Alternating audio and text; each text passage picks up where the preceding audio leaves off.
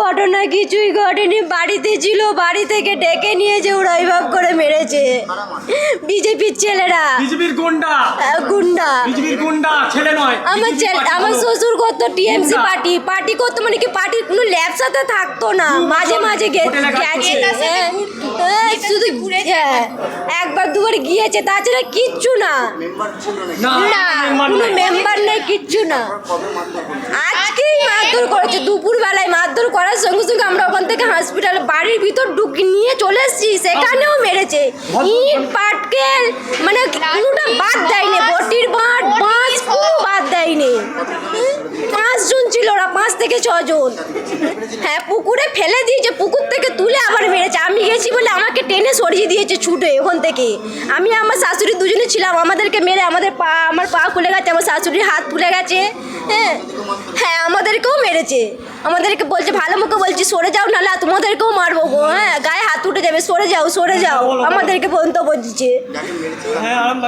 শেখ সাহালো আমার শ্বশুর মশাই হয়, বয়স 70 থেকে 72 হবে। বাড়ি কেলে পাড়া, 3টের সময়।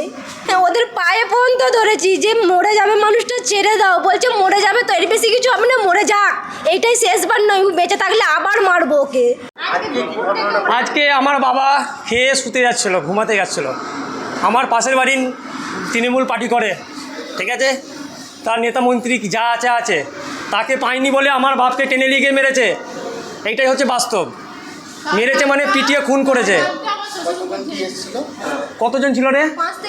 5 থেকে 6 জন মিলে বাঁশ নিয়ে ঠেঙে, আপনি দেখলেই বুঝতে পারবেন, আমাকে বলার দরকার নাই। একটা জলজন্ত মানুষকে পিটিয়ে খুন করেছে, ঠিক আছে। এটা কি বলবো, আমার মুখের ভাষা নাই। কেন আমার বাবা হয়তো, বাবাকে আমি আর ফিরে পাবো না। বাকিটা আমাদের এমএলএ সাহেব করবেন। যদি মনে করেন যে নিজেদের দলের লোক ছেড়ে দেবো, ছেড়ে দিতে পারেন, যার যাবে আমাদের যাবে। এই হলো ব্যাপার। সমর্থক ছিল, সে তো আমিও তৃণমূলের সমর্থক, আমি খুললাম বলছি, তো কি তা বলে আমাকে খুন করে মেরে দেবে? হ্যাঁ, আমি যদি ভোট দিই তৃণমূলকে, তাহলে কি আমাকে খুন করে দেওয়া হবে? আমার অধিকার নাই? হ্যাঁ, না আমরা কারোর সাথে টাকা খাইয়েছি, না টাকা মেরেছি। যদি কোনো ক্লেম বা কোনো নোটিশ দেখাতে পারে, তাহলে আমি কোনো শাস্তি চাই না। আমি বলে দিলাম, এই অন ক্যামেরার সামনে বলে দিলাম, তারা গুন্ডা, বিজেপির গুন্ডা। শুনে রাখুন, কোনো নেতা মন্ত্রী, কোনো কর্মী নয়, কর্মীরা এরকম করতে পারে না।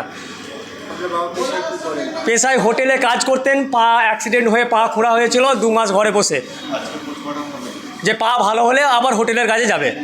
ওইটাই তৃণমূলের ঝান্ডা নিয়ে ঘুরতো বলে মেরেছে। কেন তৃণমূল করা যাবে না? কোন সংবিধানে লেখা আছে যে তৃণমূল করা যাবে না? আমি তৃণমূলকে ভোট দিয়েছি, তা বলে কি আমাকে খুন করে দেবে? আর যদি তৃণমূল ক্ষমতায় আসে, তো ওদিকে আমরা খুন করে দিতাম নাকি? না, আমরা তো পার্টি করি না। ভোট দেওয়ার কর্তব্য, আমাদের অধিকার। আমরা ভোট দিয়েছি, আমার যাকে পছন্দ তাকে ভোট দিয়েছি, তা বলে কি একটা মানুষের জানিয়ে নেবে? কেলেপাড়ায় যে ঘটনাটা ঘটেছে, যে কোনো মৃত্যুই মর্মান্তিক, দুঃখের ব্যাপার। যে বা যারা, যদি এটা যে ঘটনা বলছেন, ওই আমাদের যাদের পরিবারের মানুষ চলে গেছে, সেটা যদি সত্য হয়, আমি পুলিশকে বলবো বা ফোন করব, যে বা যারা ডিরেক্ট এতে জড়িত আছে তাদেরকে অ্যারেস্ট করুন। কারণ বিজেপি সুশাসনে বিশ্বাস করে, বিজেপি খুন, জখম, রাহাজানির বিশ্বাস করে না। আর আমি নিশ্চিত 4 তারিখ 12টার পর গেরুয়া আবির মেখে যারা ঘুরেছে, যে সমস্ত তৃণমূলের হারমাদরা, তারাই এই কেসে ইনভলভ থাকতে পারে। কারণ বিজেপির কোনো কার্যকর্তা এই কাজ করতে পারে না, যদি এটা সত্য হয়ে থাকে।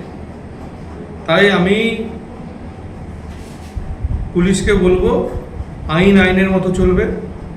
যে বা যারা ঘটনা যদি সত্যি হয়ে থাকে, এর সঙ্গে জড়িত আছে, তাদেরকে গ্রেপ্তার ইমিডিয়েট করতে হবে এবং তাদের দৃষ্টান্তমূলক শাস্তিও করতে হবে।